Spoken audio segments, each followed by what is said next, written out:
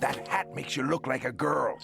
Am I a pretty girl? Oh, well, you're beautiful. Isn't it weird that SpongeBob is okay with being compared to a girl? The answer to that depends on how you feel about gender stereotypes. It's not a black and white issue at all. Some people might feel that as a boy, SpongeBob should be more manly. Others might feel there's nothing wrong with embracing some femininity. This is what we're gonna look at today with 3 very different episodes of SpongeBob, each of which show these kinds of gender stereotypes playing out in surprising and sometimes unexpected ways. So how does SpongeBob challenge gender stereotypes? Let's dig into it. We'll start off with the idea of a typical stoic male stereotype. Squidward is not usually the person you'd probably think of, but the episode Squilliam Returns does a good job exploring that. How does Squidward handle it? The episode opens with Squidward preparing to leave work after a grueling and frankly depressing shift. Let me just say, there will come a day when I will make something of my life, and I will never have to set foot in this grease trap again! This is something that everybody can relate to. We've all done jobs we hated and longed to get out of, but this is also the beginning of what Squidward will explore in the episode. He's representing the tough, grumpy, stoic male stereotype. He wants success and respect, and he's not getting it here. But then, when he leaves the Krusty Krab, he encounters the one person he does not want to bump into. Oh, Shrimp! It's my arch rival from high school, Squilliam Fancy's son! I can't let him see me in my Krusty Krab uniform! Squidward immediately changes out of his work clothes just to shield himself from the humiliation that Squilliam will think he's working there. But there's some weird dynamic at play here. Squidward wants to be better than Squilliam. He's even imagining Squilliam as some hot buff guy. He hates him and admires him at the same time. I remember seeing these kinds of guys in the locker room in high school. They're so insecure about who they are that they just obsess about being better than everyone else. They want to be the alpha, and all it does is make them look desperate, which is exactly what happens to Squidward. He's so desperate to be better that he actually starts provoking Squilliam. You are no great shake, Squilliam Fancy son. Anyone can be a big shot in a hick town like Bikini Bottom. But when Squilliam questions what he's done, Squidward panics and makes up this ridiculous lie that he owns a 5-star restaurant. It's probably the worst thing he could do, but his ego cannot bear the idea of being anything but a winner in life. And when Squilliam says he's going to visit the restaurant that same night, Squidward realizes just how much trouble he's in. He's in so much trouble he has to turn to Mr. Krabs of all people. Please, Mr. Krabs, you gotta help me.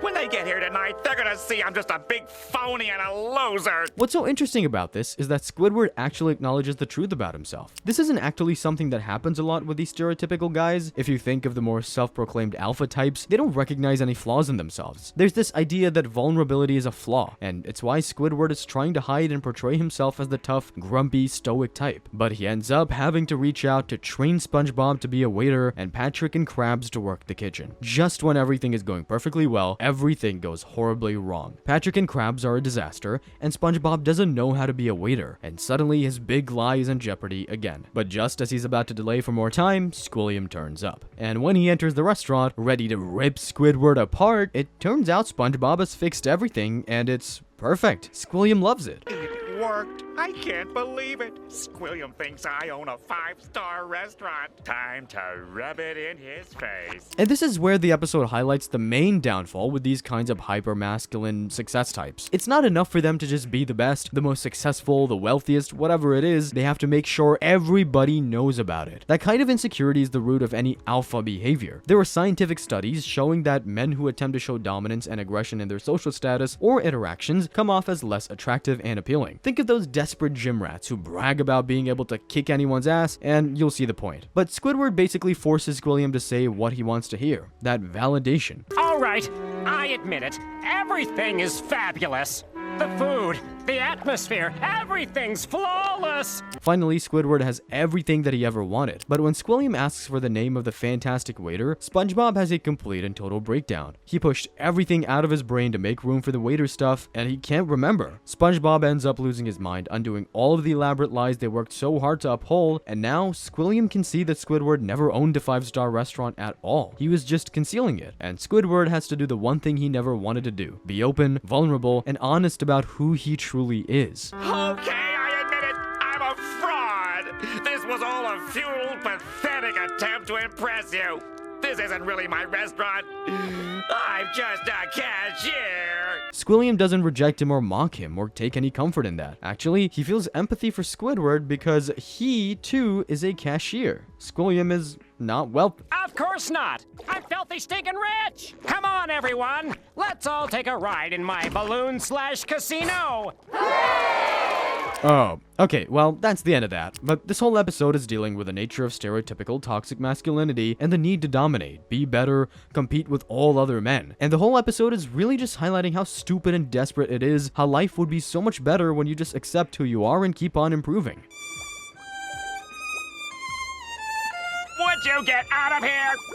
So, how does Sandy fit into all of this? She's the most prominent female character in the show, but she's not at all the usual weak, demure female character you tend to see in cartoons. She's much more of a gender-subverting character. Case in point, Sandy, Spongebob, and the Worm. How does an independent woman fare down here? The episode starts out with a whole Bikini Bottom under attack by a freaky giant creature, but the townfolk can't agree on how to deal with it, until Sandy wanders in with a pretty dramatic proposal. I'll catch your worm for ya.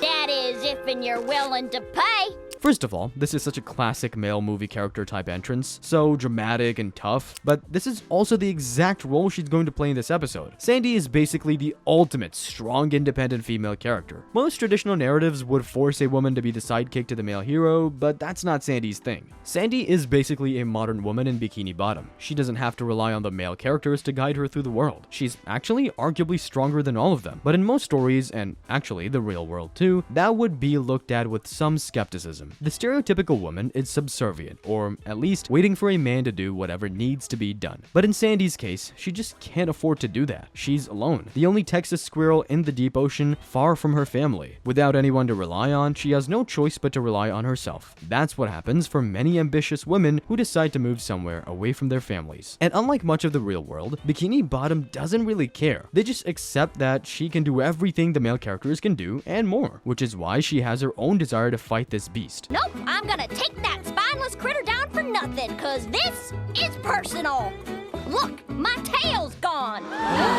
Here's the other side of Sandy's character. She's totally unafraid to embrace the more masculine or ambitious sides of her personality. Kids' cartoons tend to present very weak-willed female roles. Even Spongebob, Mrs. Puff, is all mom-like. Pearl is the totally stereotypical teen girl, but Sandy doesn't care for any of that. She's so adamant that she has to be the one to take down the worm that she refuses to even consider doing anything else. And most of Bikini Bottom is just fine with that, but one person doesn't seem to believe in her quite as much. You'll get massacred!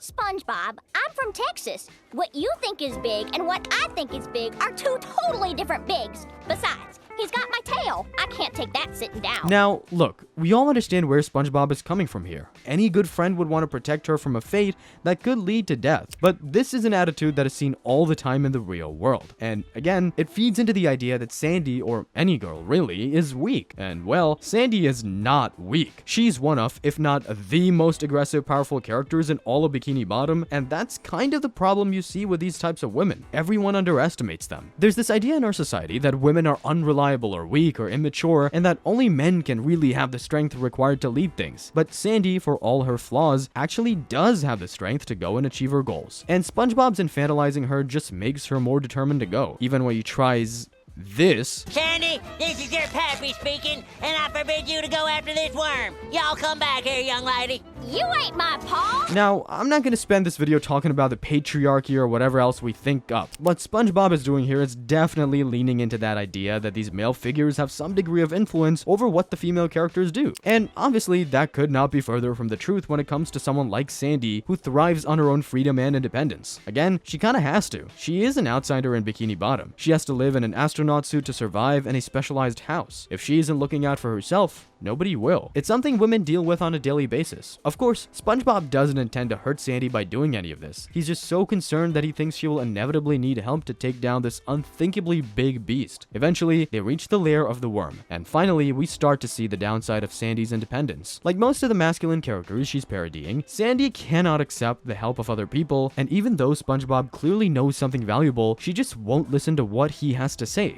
she knows better. Sandy, are you sure you... Of course I am. I'm going in, and I ain't coming out till I got me a big heaping plate of worm stew. So Sandy goes marching into the cave, and all we hear are the fighting sounds. And it's pretty obvious that Sandy is more than capable of looking out for herself. She doesn't need SpongeBob or anybody else to help her when it comes to fighting off some kind of beast. But the episode is about using this moment to teach a valuable lesson that men or women, the result is the same. Overconfidence, insisting on being independent and not relying on other people, all of it just leads to the exact same outcome. Boy, howdy. This critter put up some sort of fight. But I'm from Texas, and as you can see, no worm is a match for me. I even found my tail.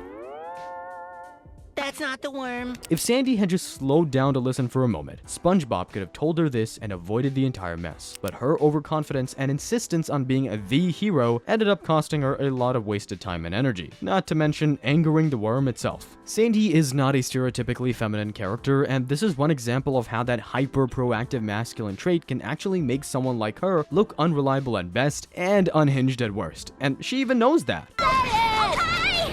You were right, and I was wrong. I was wrong. Are you happy now?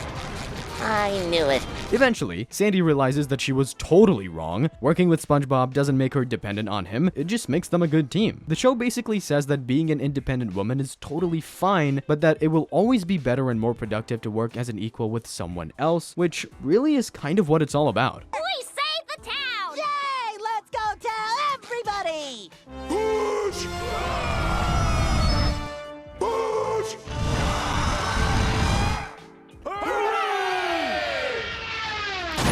Oh, and I guess it also says overconfidence in all its forms? Bad. Our third episode, One Crab's Trash, is one of the best examples to use to highlight the stereotypical capitalist, greedy macho male as defined by Mr. Krabs himself. But how does this stereotype get handled in a SpongeBob episode? The episode begins with Mr. Krabs attempting to sell a bunch of trash he fished out of the garbage, telling the suckers buying it that his goods are not mere trash can junk, but actual valuable objects. $1.50 for that?